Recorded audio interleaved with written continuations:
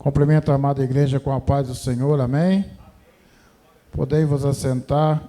Cumprimento também aqueles que estão nos assistindo pela internet. Que Deus abençoe vossas vidas. Hoje fui incumbido de falar algo da parte de Deus para a igreja. Eu peço aos irmãos que me perdoem, porque eu tive que escrever algumas coisas para não me esquecer.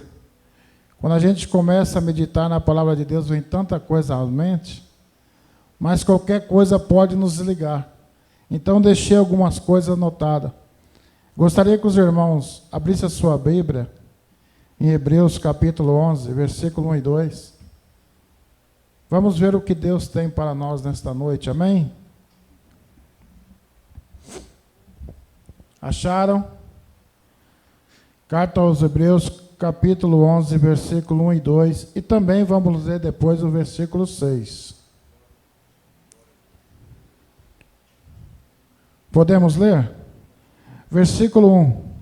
Ora, a fé é o firme fundamento das coisas que se esperam, é a prova das coisas que se não veem, porque por ela os antigos alcançaram o testemunho.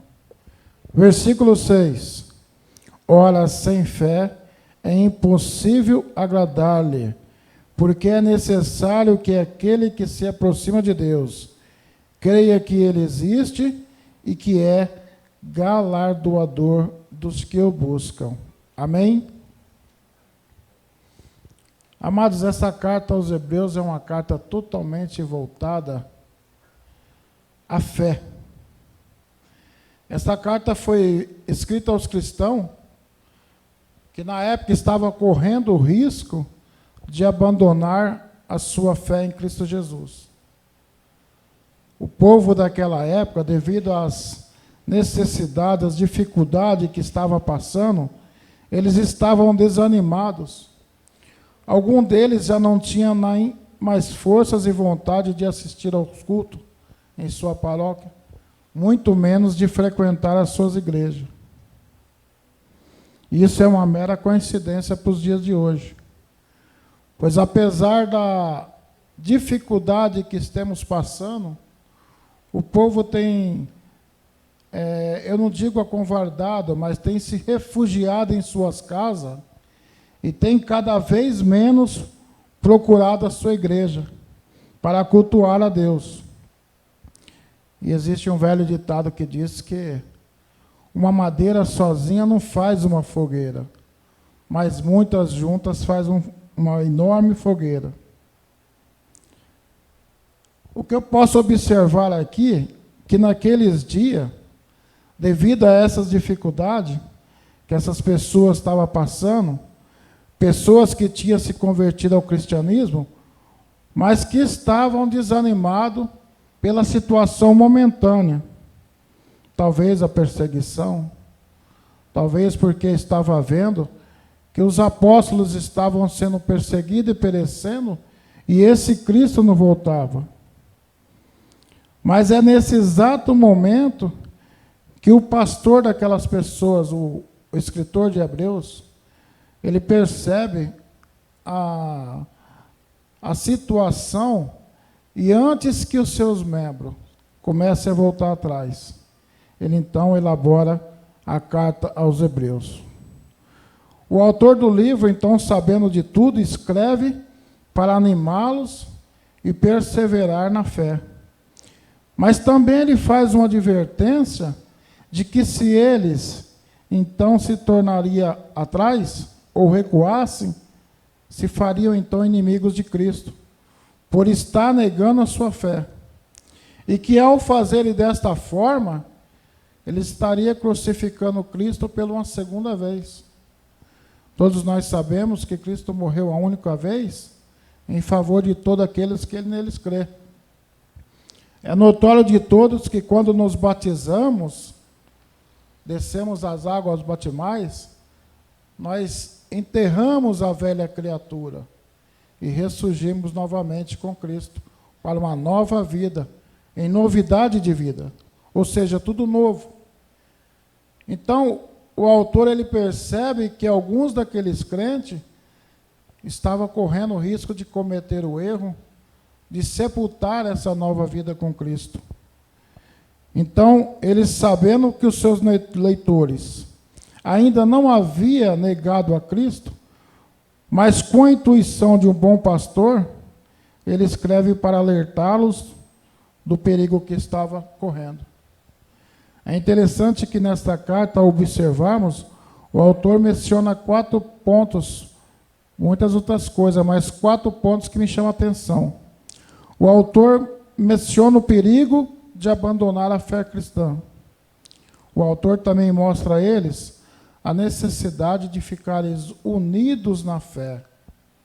Muitas das vezes eu posso não conseguir sozinho, mas se eu tiver alguém que ora comigo, que busca comigo, clama comigo, ele me fortalecerá, e então eu me manterei firme na fé. O autor então mostra para aquele povo essa necessidade de estarem juntos. O autor também faz questão de dizer que Jesus Cristo é superior a tudo e a todos. E todos aqueles que permanecer firme até o final receberão as suas promessas no devido tempo. E por quarto, o autor ele faz uma observação de que o dia final da volta de Cristo se aproxima. Eu sei que quando nós falamos assim, muitas pessoas pensam, mas as pessoas comentam isso há 2000 anos. Não podemos esquecer que Jesus Cristo já voltou para muitos. Porque aqueles que partiram no Senhor, estão no Senhor. Então o autor faz uma enfatização de que essa seria a maior razão para que os seus leitores fizessem o que ele está recomendando e permanecessem firmes nessa fé, crendo que Cristo é verdadeiro e que em breve ele voltará para buscar a sua igreja. Eu creio que vocês têm essa crença, senão não estaria aqui hoje. Eu creio que muitos cristãos por aí afora permanecem firmes nesse pensamento. Há poucos dias eu, racionando sobre as situações não só da nossa igreja, mas de todas, e eu comecei a falar para o Senhor, Senhor, dá mais força para o pastor da ADI, dá mais força para os membros da ADI, porque apesar das lutas, das tribulações, nós não vemos falar que aqui não temos conseguido arcar com as nossas necessidades. Irmãos, embora muitos não acreditam, mas é um milagre. Igrejas maiores do que a nossa fecharam as portas, porque não tem condições de se manter. E na nossa, Deus permanece com a porta aberta. Ou seja, aquilo que Deus abre, o homem não fecha. Amém? Portanto, essa carta aos Hebreus apresenta a fé como a única virtude capaz de aprovar e justificar a alma diante de Deus. Eu poderia ser bom o suficiente para distribuir milhares de cestas. Eu poderia dar casa para os desabrigados. Eu poderia até mesmo abrir escolas, hospitais, mas nada disso seria o suficiente se eu não tivesse fé. Logo, de acordo com Hebreus, toda a vida física e espiritual deve ser apoiada sobre a fé. Devido à fundamental importância que tem a fé, o Espírito Santo mostra a qualidade e os efeitos poderosos que a fé produziu na vida de homens e mulheres do passado. É o que Hebreus relata. Ele começa falando lá de Caim e Abel, passa por Noé, passa por Abraão, Jacó, Isaac, e vem até chegar a Jesus Cristo, dizendo-lhe como esses homens alcançaram aquilo que foi lhes prometido. Ou seja, eles confiaram, eles tiveram fé até o final, por isso foram vencedor. O poder de Deus é revelado no testemunho dessas pessoas mencionadas em Hebreus. Esses testemunhos que, para aquele tempo, foi muito vívido para aquele povo, mas que ecoa até hoje no nosso meio. Pois eu tenho certeza que vamos pegar um pedacinho lá de trás. Abraão. Eu creio que quando você começa a meditar na vida de Abraão, você fala, mas que pai louco, porque o filho da promessa está caminhando para ele para ser sacrificado por ele. Mas o que vocês não percebem é que Abraão sabia que ele tinha uma promessa. E Abraão sabia que ao chegar ali, ou Deus providenciaria um cordeiro, ou Deus ressuscitaria de volta Isaac. Porque Isaac era a promessa de Deus e não podia morrer. Esta era a certeza de Abraão. Esses exemplos foram deixados para nós, para que nós pudéssemos meditar nele e tomar exemplo na nossa vida. Essas pessoas alcançaram promessas divinas e presenciaram milagres mediante o exercício da fé, ou seja, pela obediência da voz de Deus. Elas ouviram, creram e obedeceram, por isso fizeram história. Será que nós também não podemos fazer história hoje? Eu conheço testemunhos tremendos. Pessoas que foi curada de um câncer na garganta com mais de 10 anos. Pessoas que foram curadas de AIDS. Pessoas que foram criadas da tuberculose, do câncer. Eu conheço o testemunho milagroso. E será que esse Deus mudou? Eu creio que se nós entendermos o significado dessa fé e colocarmos em prática em nossa vida, nós também poderemos alcançar o melhor de Deus para nossas vidas, para nossos lar e para nossas comunidades. Todavia, esse mesmo Deus continua em busca dessas pessoas, despojadas e ousadas em sua fé, pessoas que se disponibilizam com sinceridade mediante uma entrega real ao Senhor Jesus. Esse tipo é o tipo de fé que provoca milagres, que vence obstáculo e, sobretudo, produz salvação ao dono da fé, com certeza temente ao Senhor Jesus. Amados, o apóstolo Paulo ele disse que todas as sagradas escrituras são úteis e bem para o povo de Deus. Ou seja, se não tivesse a necessidade do Senhor deixar esses exemplos para nós não teríamos como segui-lo. Se nós não tivéssemos esses livros para estudar e ver como se sucedeu na vida daquele povo, talvez hoje nós não entenderíamos o significado da fé. É por isso que Hebreus 11 diz que a fé é o firme fundamento das coisas que se espera que aconteça. Se aqui a fé produz o real, mesmo que não seja visível, então tudo que não é gerado pela fé é ilusório e passageiro, visto que nossos meros esforços é o que produz. Ou seja, aquilo que eu posso fazer, que você pode fazer, é resultado de uma fé humana. Então não tem fundamento para se estabelecer na eternidade.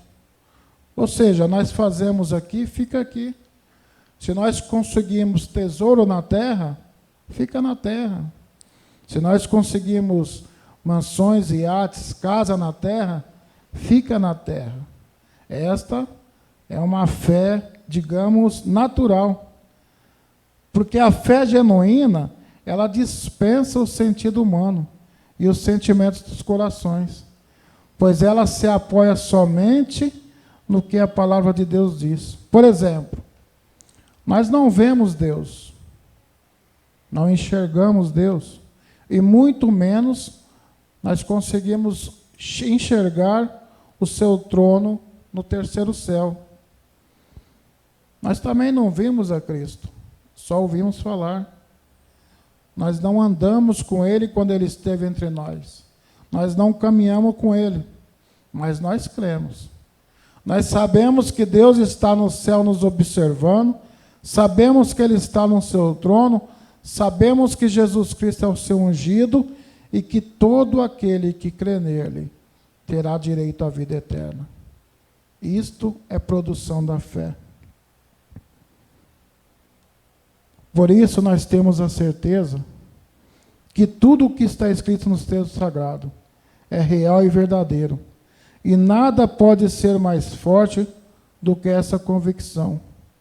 Afinal, essa certeza é capaz de trazer à existência não apenas as mais riquezas terrenas ao ser humano, mas, sobretudo, as riquezas eternas. Eu lembro de uma vez que eu vi um testemunho da irmã Michele, e aquilo ficou gravado no meu coração, porque ao primeiro olhar é loucura. Mas esta é a fé sobrenatural. Aquilo que é loucura para os homens. A irmã Michele falou que ela tomou uma decisão de parar de dar um medicamento para sua filha e entregá-la nas mãos de Deus. E a menina ficou curada. E isto é um exemplo de fé sobrenatural. Através dessa linha de raciocínio, nós podemos notar, então, que existe dois tipos de fé. A fé natural e a sobrenatural. Nós sabemos que todos nós nascemos dotados da fé natural. Aquela fé que funciona em circunstâncias das situações e se desenvolve no mundo físico. Esta fé é vista, por exemplo, quando nós cremos que, ao estarmos com uma determinada dor e tomarmos um analgésico, nós sabemos que essa dor vai parar. Essa é uma fé natural. Ou quando você vai para um determinado lugar e você precisa pegar uma condução. Então você sabe que, por exemplo, eu preciso ir para Barueri. Se eu pegar aqui um ônibus que passa em Barueri, eu vou chegar em Barueri. Isto é uma fé natural. Ou seja, a fé daquilo que nós sabemos que podemos produzir. Mas o que eu quero falar para vocês nessa noite é de um outro tipo de fé. É uma fé sobrenatural. A fé que ultrapassa o entendimento humano e não se limita às nossas circunstâncias, pois ela se desenvolve no plano espiritual. Esta fé sobrenatural foca exclusivamente no Deus vivo, na sua palavra e em suas promessas. Por meio desta fé, as promessas divinas saem do papel e se materializam na vida daqueles que creem. Eu vou começar dando exemplo por mim. Eu cheguei a um estado que eu não consigo mais viver longe da igreja. Eu preciso estar no meio dos irmãos, unido, para sentir aquele calor novamente. Sabe por quê? Pode parecer fanatismo, mas eu tenho sede de Deus. Eu quero sentir o poder de Deus de novo na minha vida. Eu quero ter prazer quando eu tocar e cantar para o Senhor e sentir a presença de Deus na minha vida. Oxalá todos nós tivéssemos o mesmo sentimento. Então eu pedi a conta na firma, pedi para sair, porque esse serviço meu não permite tempo para estar na igreja. E eu confesso para vocês que estou em casa há 10 dias. Já dispensei 4 serviços. Porque todos eles me levam para o mesmo caminho, longe da igreja. Alguém pode estar pensando, irmão Laurentino, mas no momento de crise a qual estamos passando, você está dispensando o trabalho? Irmãos, a verdade é que eu tenho um propósito. Eu venho orando com esse propósito, pedindo para o pastor me ajudar na nossa oração, há 6 meses, eu acho, né, pastor? E Deus foi encaminhando tudo certinho. Agora, quando começa a acontecer, eu não posso correr atrás da primeira oportunidade que vem. Senão, eu não estaria exercitando a minha fé sobrenatural. E que fé é essa? É a fé de que se Deus está no comando, se é Ele que preparou, nada me faltará. Como a Duda disse essa noite, nada nos faltará, porque Ele é o nosso pastor. E se Ele está diante de nós, irmãos, eu não vou temer, nem para a esquerda, nem para a direita. Eu tenho que prosseguir firme adiante no meu propósito, que lá na frente eu receberei o meu galardão. E mesmo assim, se ele não vier da forma que eu estou esperando, existe uma passagem que eu gosto muito de mencionar. Esqueci aqui agora de onde está escrito. Mas vocês conhecem. A Bíblia diz que os 70 apóstolos voltaram para Jesus Cristo, todos felizes, e disseram a ele: Mestre, em teu nome expulsamos demônios, em teu nome curamos enfermos, os cegos teve visão, o surdo ouviu, os mudos falou. Jesus Cristo olha para eles e diz: olha, tudo isso é lícito que aconteça, mas não se alegrai por essas coisas tão pequenas. Antes, ficai felizes por seu nome estar escrito no livro da vida. E este deve ser toda a proposta de um cristão. Não olhar para a consequência, mas naquele dia ter o privilégio de falar: estou fechando meus olhos, mas estou indo em encontro ao meu Senhor. Eu gostaria de mencionar uma passagem para vocês entenderem a importância dessa fé sobrenatural. Lucas, no capítulo 7, Jesus cura o empregado de um oficial romano. É interessante que esse oficial ele se dirige a Jesus e ele fala: Senhor, o meu servo está à beira da morte, eu sei que tu pode curá-lo. Jesus diz para ele: tudo bem, vamos lá, vou curá-lo. Ele vira para Jesus e diz: Senhor, eu sou pecador, eu sou miserável, eu não sou digno de que tu entre na minha casa. Mas olha, eu sou um homem de autoridade, eu tenho poder sobre alguns.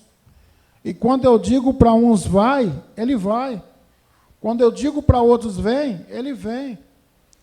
E assim também eu sei que basta tu dizer uma palavra e o meu servo ficará são. Jesus Cristo, no versículo 9, ele olha para a multidão e diz: eu afirmo a vocês que nem mesmo Israel ouvi tamanha fé. Aquele homem, ao observar Jesus, ele entendeu o poder de domínio de Cristo. Ele entendeu a autoridade do Senhor. E ele entendeu que Jesus não precisava ir lá colocar a mão no enfermo. Bastava ele dizer uma palavra. Isto é uma fé sobrenatural. A fé pela qual a Bíblia diz que pode se mover uma montanha. Lucas capítulo 8, esse também é muito forte. A palavra de Deus vai nos dizer que Jesus cura uma mulher que jazia 12 anos sofrendo de um fluxo de sangue. Alguém pode pensar que esse foi um pequeno milagre, mas vamos rever o contexto. Naquela época, uma mulher, quando estava no seu período, acho que de 4 a 7 dias mais ou menos, menstrual, ela ficava isolada num canto. Ela não podia ficar no meio dos outros, porque ela era considerada uma mulher suja, imunda. Então ela tinha que ficar num cantinho isolado, afastado da multidão. E quando passasse o período, ela se purificava e voltava novamente ao convívio. Agora vocês imaginem uma mulher numa situação dessa, 12 anos contínuo. E pelo que a Bíblia relata, não era uma mulher simples, porque a Bíblia diz que ela já havia gastado todos os seus bens e posses para tentar uma cura. Ou seja, era uma mulher que tinha poder aquisitivo. Mas a essa altura ela já tinha perdido tudo. E provavelmente também ela já estava vivendo isolada da sociedade. Só que essa mulher fica sabendo que Jesus vai passar num determinado lugar. Então surge a fé sobrenatural. Ela diz, não, peraí, eu não preciso nem que ele faça nada por mim, basta eu me aproximar e conseguir tocar no seu vestido. Eu tenho certeza que eu ficarei são. Mas como que uma mulher banida da sociedade ia conseguir chegar no meio daquele povo? A Bíblia não diz como, mas eu creio que ela jogou uma capa, uma touca por cima da cabeça, se disfarçou, entrou no meio da multidão. Não podemos esquecer que essa mulher, a essa altura, já estava anêmica, magra, fraca, pálida, devido a tanto sofrimento. Mas ela não se importou. Ela foi lutando, passando por um, passando por outro, e passa aqui, empurra, volta para trás, vai de novo, quando finalmente ela consegue tocar em Jesus. E a Bíblia vai nos dizer que foi instantâneo. Não demorou, foi na mesma hora ela foi curada. E o mais interessante, Jesus para e fala, opa, alguém me tocou aí. E já de oi nela, né? Alguém me tocou aí. E os discípulos falam, mas mestre, olha a multidão, olha quanta gente. Como que alguém não vai encostar no Senhor? Jesus fala, não, alguém me tocou de forma diferente, porque de mim saiu virtude. Então ela se apresenta diante de Jesus e fala, Senhor, eis a minha situação, eu estava passando por isso e isso, mas eu sabia comigo que se eu apenas tocasse no seu vestido, eu ficaria sã. Aleluia, glória a Deus. No versículo 48, Jesus disse, filha, vá em paz, você sarou porque teve fé. Não foi uma fé pequenininha, não foi uma fé natural, foi uma fé sobrenatural. Esse exemplo serve para nós hoje.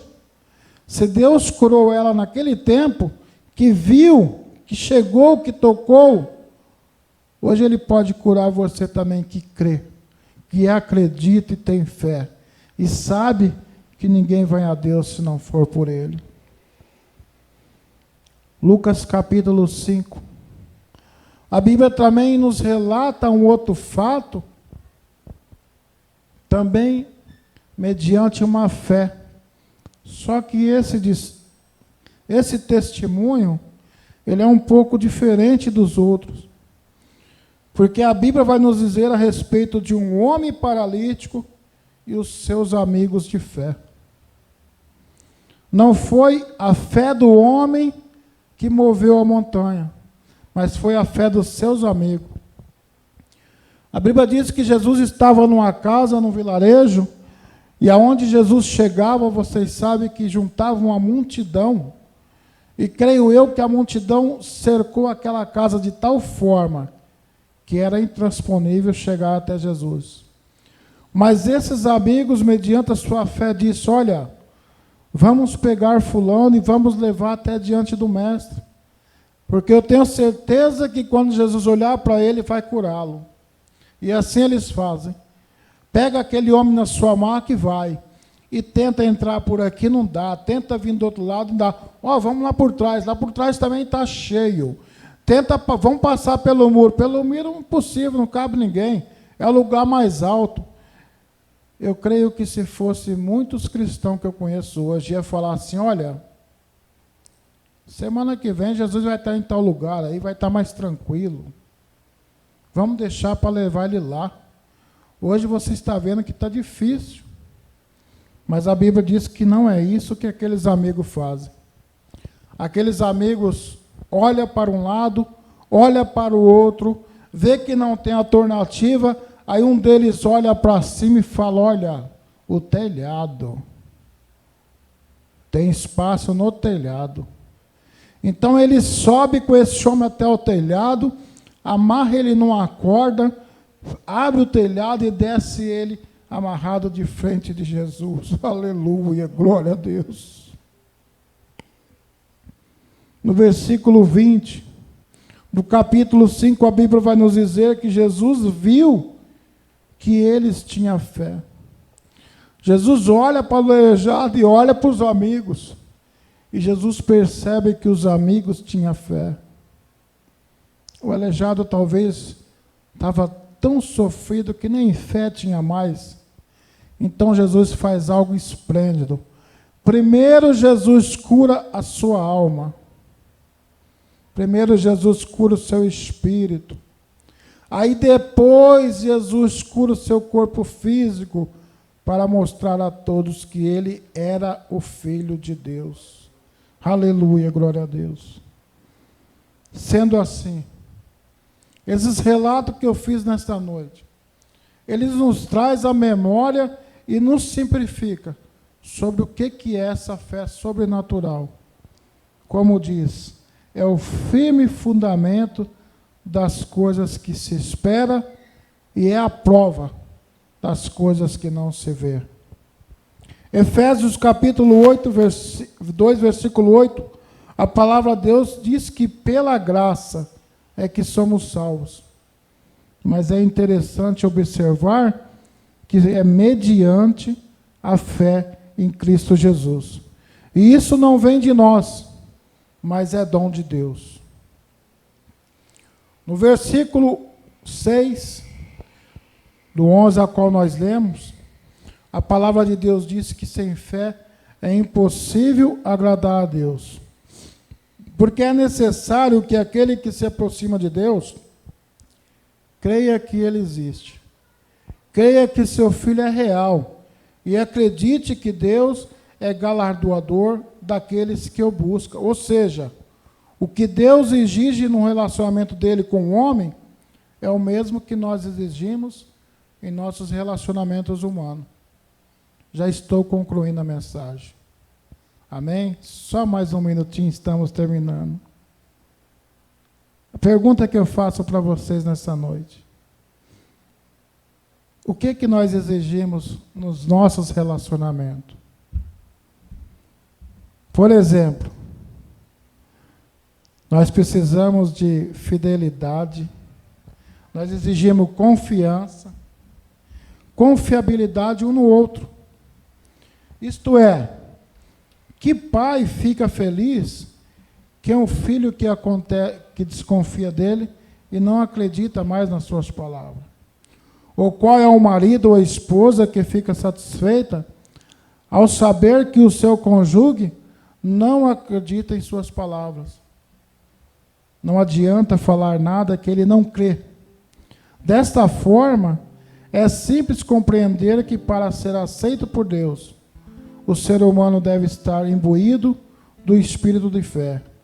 Isso significa que é preciso crer que Ele existe, ou seja, ter a mais absoluta convicção de que o Todo-Poderoso é quem diz ser.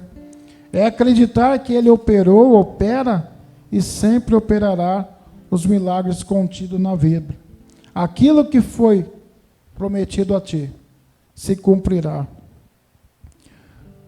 Nós não podemos esquecer que esse Deus poderoso e autoexistente, onipotente, onipresente e onisciente é galardoador de todos os que o buscam. Ou seja, você jamais ficará sem sua resposta. Você jamais ficará sem suas bênçãos se você exercitar essa fé sobrenatural. Não é entregar meia vida ao Senhor. Não é entregar só uma parte do seu ministério ou do seu trabalho ao Senhor, mas é se entregar por inteiro. É muito triste hoje quando olhamos para a igreja e vemos tantos cristãos crucificando a Cristo novamente. Tantas pessoas voltadas para trás porque as suas fés não foram alcançadas. Mas aí eu pergunto, que fé que você depositou? Você depositou a fé na palavra e no poder de Deus? Ou você depositou uma fé no homem, naquilo que lhe foi dito? Eu digo uma coisa. Nesse ano de 2021, eu quero começar o ano de fé em fé. Aleluia, glória a Deus.